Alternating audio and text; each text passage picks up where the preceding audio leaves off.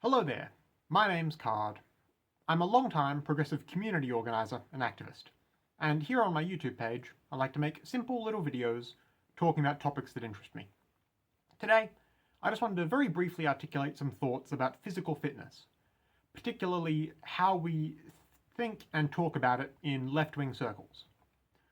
There's something of a stereotype floating around online that us lefties don't put too much importance on the subject.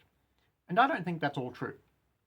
There's this false narrative out there that progressives encourage an attitude of total body positivity, where that sentiment has been wildly misconstrued to mean that we support or validate people who are decidedly unhealthy, or we ignore the fact that being overweight and unfit have objectively worse health outcomes for people.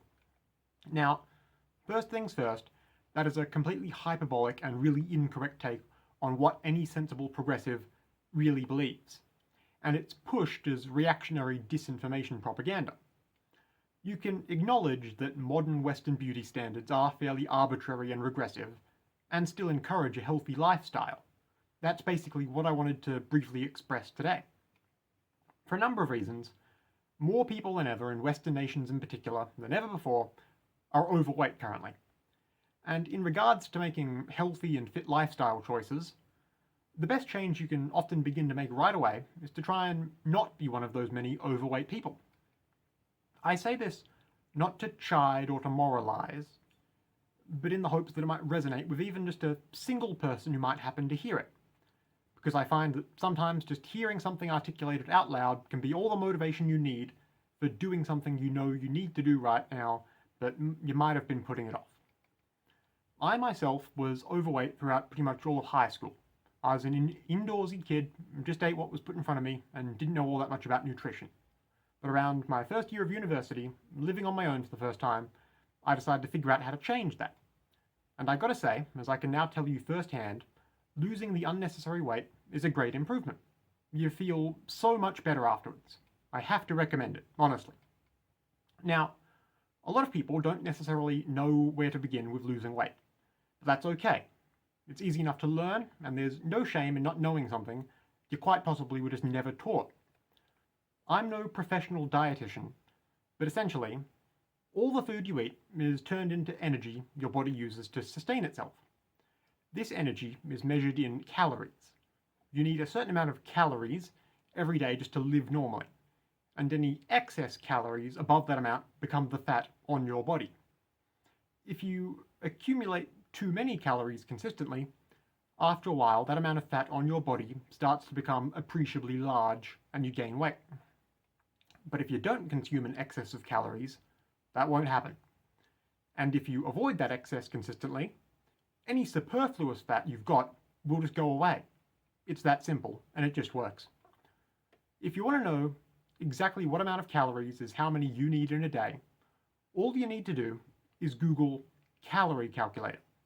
And you'll get a bunch of tools pop up. You can go to any of those, plug in some basic physical details like your height and current weight, and it can tell you exactly what your number is.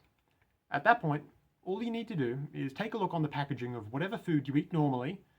If you're practically anywhere in the West nowadays, it'll have somewhere on it the exact number of calories it has in it. All you need to do is be mindful of how many calories you're eating, and the excess fat will go away on its own. It's just that simple. Again, say you're 19 years old, 6'1", you just plug that into a calories calculator, and it says your number is maybe 2,100 calories a day. You just divide that by 3, that's 700. So you just make sure your 3 meals a day, breakfast, lunch, and dinner, are all just 700 calories, which is still a plenty portion of food, by the way. And before you know it, the problem fixes itself. You don't need to go running laps or lifting weights or muck around with eating only certain foods. You just learn what calories are, and that's all you need to do.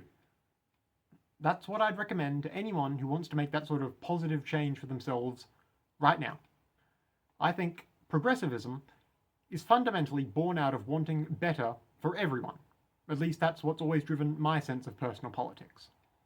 And again, you don't need to try and make yourself look a certain way just to meet an arbitrary beauty standard or gender standard.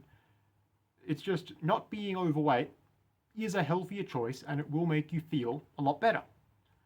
You absolutely should never belittle or make fun of someone for being overweight, but you can, and dare I say should, explain a practical solution to them.